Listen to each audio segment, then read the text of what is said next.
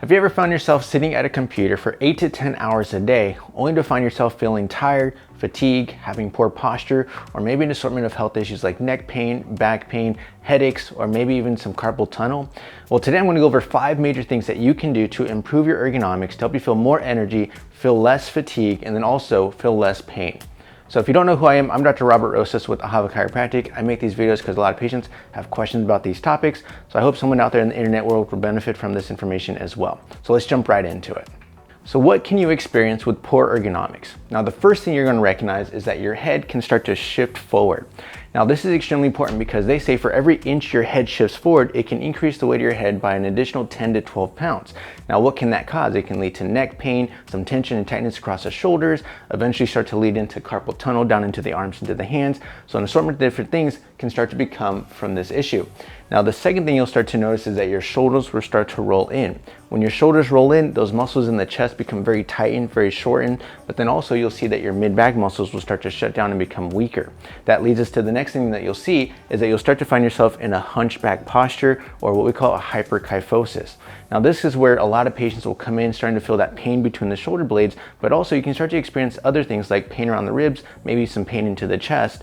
But one of the biggest things is if you start to find yourself in a hyperkyphosis or in a flexed position, those ribs can't open up and you can't get as much air into your lungs, and that can start to lead to a decrease in oxygen within your body, which will start to lead to tiredness, fatigue, maybe some headaches. So this is a really important thing that we want to correct as well. Another thing that you'll notice is that your back will start to flatten out. Now, if you haven't seen some of the videos that we've had in the past about ligamentous creep, essentially what you're going to find is that your lower back will start to flatten out, and that puts your lower back into a flexed position. What that can lead to is some pain and tension and tightness into the muscles, and that can also cause some strain into the ligaments, and that will put more vulnerability into the disc and the joints of the spine. That can lead to things like disc bulges, disc herniations, lower back pain, potentially some things like sciatica, and many different issues from that. The last thing that you're going to notice is that the feet aren't touching onto the ground here. Now, what can happen is if your feet don't touch the ground, you're going to tuck your feet underneath, putting them onto the wheels, and that's going to cause your pelvis to rock forward. That can put you into what's called a hyperkyphosis, putting more strain onto the joints as well. I always tell people it's kind of like Goldilocks. You don't want too much curve, you don't want too little, you want somewhere in the middle just right. Now, the other problem can be is maybe you have your feet touching the floor, but your knees are actually too high. That will tuck the pelvis underneath, again, putting you into that flex position, putting more strain onto the muscles as well. So you want somewhere that's kind of in the neutral position here. So what can we do to improve our ergonomics? Now, the first thing that you can do is get a lumbar support. Now, some chairs are actually built in with that support, which is awesome if you can find a chair that works for you. But many people find that they need an additional support, which you can get a lumbar support pillow, a lumbar support pad, or what I do is I just get a small pillow put in the back of my spine, and that puts you more into an extended position. What that allows is that you can actually reduce the tension and tightness of the muscles and onto the ligaments and take off some of the strain off of that joint. So that's the first thing that you can do to improve your ergonomics. Now, the second thing you want to do to improve your ergonomics is getting an adjustable armrest. Now, the reason why that's so important is because you want to keep your elbows at a 90-degree angle. The reason why is because instead of having your shoulders up and tense like this next to your neck, you want to relax those shoulders down and keeping your elbows close to your side. The other thing that's going to help you to do is going to keep you within your power zone. The power zone is going to be essentially where you're keeping your elbows close to your side and keeping your hands close to your body. This is going to help to prevent you from reaching out and causing some shoulder issues and increase strain onto your joints. Which leads us to the third thing that you want to do is keeping your keyboard and your mouse as close to your body as possible. The reason why this is important is because you don't want your body to go into that reaching position. When that happens, you're going to get that rolled in shoulder, you're going to get that hunchback posture, and it's going to cause the assortment of issues, whether it be your mid-back pain or the carpal tunnel that you might be experiencing. So keeping your keyboard and your mouse close to your body will help to alleviate some of that stress onto your spine. Now, the fourth thing that you can do to improve your ergonomics is getting your monitor to be at about eye level.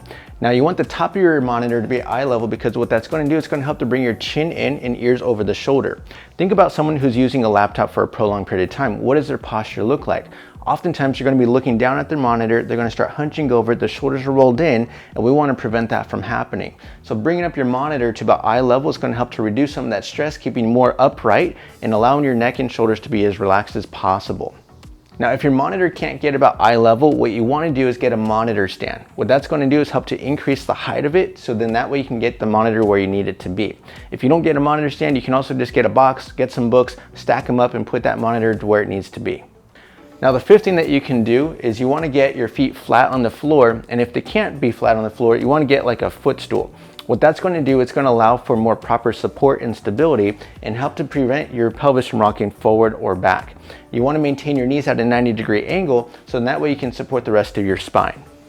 And that's it. If you do these 5 things, you can drastically improve your ergonomics, which will help to increase your energy, reduce your stress, but more importantly, get you out of pain and give you that relief that you're looking for. Now the 3 bonus tips I want to leave you with is, 1, is that you want to get a headset. Now whether you're using a cell phone or using an office phone, you want to reduce the strain onto your neck. So if you're using your hands and you're kinking your neck like this, that's going to put strain onto the joints, put pressure onto the nerve, which can lead to an assortment of issues. Now getting a headset will reduce that strain, taking off some tension off of the neck and off of the shoulders, and allow you to get the work that you need to get done. The second bonus tip I want to give you is get a sit to stand desk. Now one of the things that patients ask is, "Doc, what's better for my spine, whether it be a sitting or a standing position?" Now the real answer is movement's the best thing. And the reason why is because when you get movement in the joints, that's going to help to get more fluid into the joints, getting more nutrients, but also helps to flush out some of the toxins as well. So if you alternate from sitting to standing, that's going to help with that process. And that leads me to the third bonus tip, which is basically get up and get some movement. Take frequent breaks every hour, go to the restroom, get some water, go talk to a colleague, try to be productive as much as possible, but you want to get up and get some movement within those joints.